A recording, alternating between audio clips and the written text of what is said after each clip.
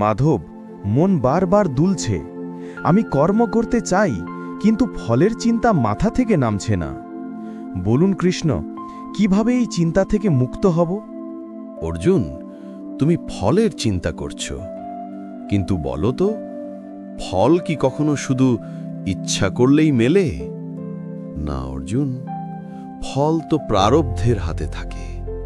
মানুষ যদি শুধু ফলের আশায় কর্ম করে, তাহলে তার মন ফলের চিন্তায় জড়িয়ে পড়ে, আর সে নিজের কর্তব্য থেকে বিচ্যুত হয়ে যায়। স্মরণ রেখো অর্জুন, যে ফলের তুমি কামনা করো, সেটা অনেক সময় তোমার নয়, কারণ ফল প্রারব্ধের অধীন, মানুষের নয়। তোমার করণীয় শুধু একটাই, নিষ্কাম কর্ম করো। কর্মই তোমার ধর্ম। ফল তো আমার হাতে আছে অর্জুন।